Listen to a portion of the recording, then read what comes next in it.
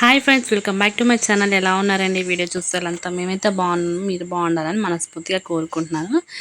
ఈరోజు pastors day అనమాట, Sunday రోజున అయితే ప్రత్యేకించి ఈరోజు వ్లాగ్ అయితే అప్లోడ్ చేయాలని అయితే అనుకుంటున్నాను.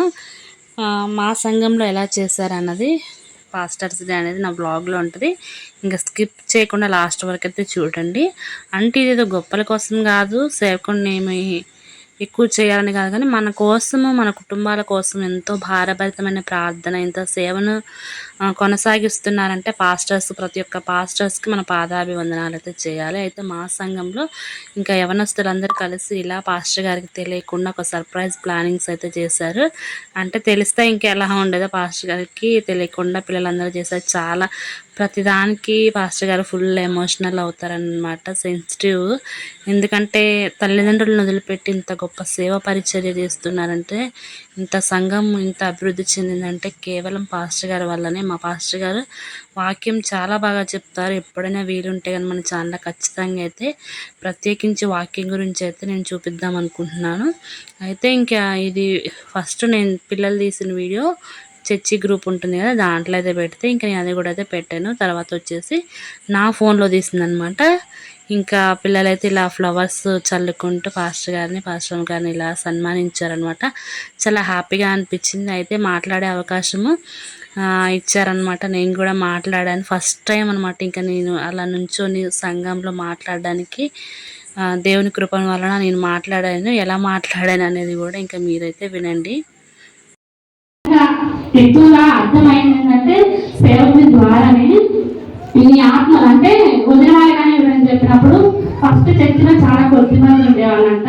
ఇంత సంఘము అభివృద్ధి చెందడానికి మనకి ఈ సేవకుడు వచ్చిన తర్వాతే సంఘం నిండిందని గొప్ప సాక్ష్యం మనకి మాడపడుచుల ద్వారా చుట్టాల ద్వారా కానీ తెలుసుకున్నాను నేను. ఇదంతా కేవలము అయ్యగారి వలన, అంటే అయ్యగారిని హెచ్చించాలని కాదు, కానీ ఇంత గొప్ప సేవలు మనకు దొరికినందుకు చాలా అదృష్టవంతులు.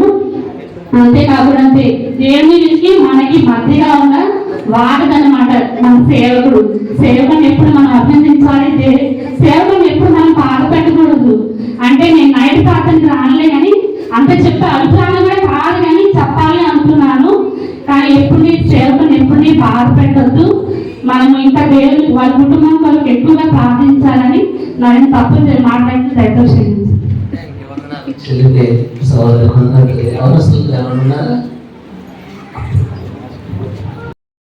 మహిమ కలగను గాక. అయ్యగారికి, అమ్మగారికి, మీ అందరికీ యవనస్తులు ఇంతగా పరిచయం చేయడానికి కేవలం అయ్యగారు, అమ్మగారి ప్రార్థనే. వారి బిడ్డలు ఎంత బాధ్యత కలిగి ఉంటారో మా పక్షము కూడా అయ్యగారు అంతే బాధ్యతగా మా కొరకు ప్రార్థన చేస్తారు. మా తల్లిదండ్రుల తర్వాత మాకు క్షేమం. ఇంకా కొంతమంది అయితే మాట్లాడారు ఫ్రెండ్స్, నేను ఒక్కదాన్ని అయితే కాదు, కొంతమంది అయితే మాట్లాడారు. మళ్ళీ ఒక్కదాన్నే మాట్లాడే అనుకుంటారని చెప్పేసి ఇంకా వేరే సిస్టర్ కూడా అప్లోడ్ అయితే చేసిన అనమాట. తర్వాత ఇంకా సన్మానం శాల్వాలు అయితే కప్పుతున్నారు. నాకు చాలా హ్యాపీగా అనిపించింది. ఎందుకు అంటే ఇలా చేసి వారి సేవని మనము ఇంకా బాధ్యత పెంచిన వారం అవుతాం. ఎందుకంటే అసలు నిజం చెప్పాలంటే మా సంఘం అయితే చాలా పెద్దది ఫ్రెండ్స్. అసలు అంత మంది అయితే వస్తారు, చాలా హ్యాపీగా ఉంటుంది. ప్రతి సండే కూడా మాకు ఒక ఫెస్టివల్ లాగానే ఉంటుంది. అలాంటిది ఇంక ఈరోజు పాస్టర్స్ డే అంటే అసలు చాలా హ్యాపీగా అనిపించింది. ఇంకా అందరం కలిసి ఒక సైడ్ అమ్మగారికి, ఒక సైడ్ పాస్టర్ గారికి అయితే మేము శాల్వాలు అయితే కప్పాము. అంతేకాకుండా ఫస్ట్ టైం అనమాట నా పెళ్ళైన తర్వాత నేను చర్చిలో మాట్లాడము ఫస్ట్. నాకు చాలా మాట్లాడాలి అనుకున్నాను, కానీ భయం వేసింది. ఎందుకంటే అంత ధైర్యం సరిపోదు. యూట్యూబ్లో అంటే మన కళ్ళ ముందు ఎవరు ఉండదు వాయిస్ ఓవర్ ఇచ్చేటప్పుడు, కానీ ఇలా అంతమంది జనం ముందు నుంచొని మాట్లాడంటే చాలా ధైర్యం అయితే ఉండాలి. ఇంకా సేవకునికి నేను చెప్పాలనుకున్న మాటలు అయితే చెప్పాను. ఇంకా తర్వాత ఇలా అందరం కలిసి శాల్వాలు కప్పిన తర్వాత ఇంకా పాస్టర్ గారితో అయితే, ఇక అమ్మగారితో అయితే కేక్ కటింగ్ అయితే చేయించారు. చాలా హ్యాపీగా అనిపించింది. అంతేకాదు నా ఓల్డ్ వీడియోస్లో కూడా నేను నా ఒక వీడియో అయితే అప్లోడ్ చేసిన అనమాట. 1 ఇయర్ బ్యాక్ పాస్టర్స్ డే గురించి అప్పటికంటే కూడా ఇప్పుడు ఇంకా చాలా బాగా సెలబ్రేషన్ అయితే జరిగింది. నాకైతే చాలా సంతోషంగా అనిపించింది.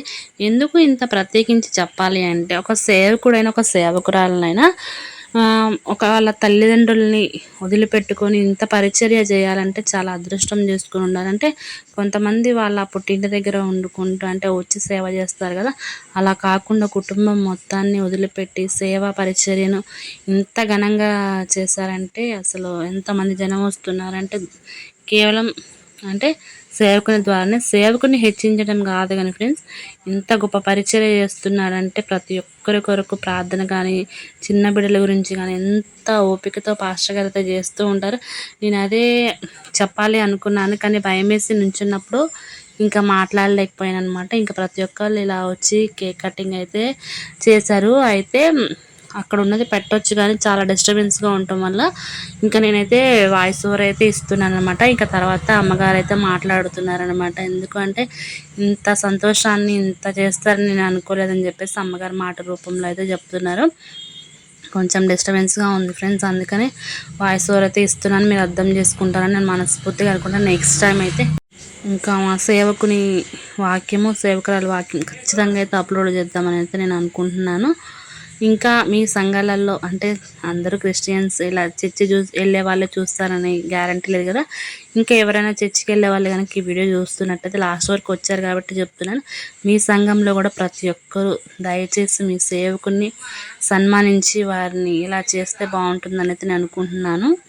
ఎందుకు అంటే మేము చేసాం అంటే అందరూ ఆల్రెడీ చేసే ఉంటారు. ఒకవేళ చేయకపోతే వారి సేవ పరిచర్యని గుర్తుంచుకొని వారికి తగ్గ ప్రతిఫలం అంటే మనం ఇచ్చేది వారికి ఎటువంటిది అర్హులం కాదు, కానీ మనం చిన్న సత్కారం చేస్తే సేవకుని హృదయం చాలా సంతోషిస్తుంది. ఇంకా అమ్మగారు అయితే కొంచెం సేపు మాట్లాడారు. ఇంక ఇది ఫ్రెండ్స్, ఈ వీడియో అయితే మీకు నచ్చింది అనుకుంటున్నాను. లాస్ట్ వరకు అయితే చూసారనుకుంటున్నాను. మీరు ఎవరైనా మన ఛానల్ మొదటిగా చూస్తున్నట్లయితే ప్లీజ్ సబ్స్క్రైబ్ చేసి సపోర్ట్ చేయండి. Thank you friends, thank you for watching. మరొక వీడియోతో మేము ముందు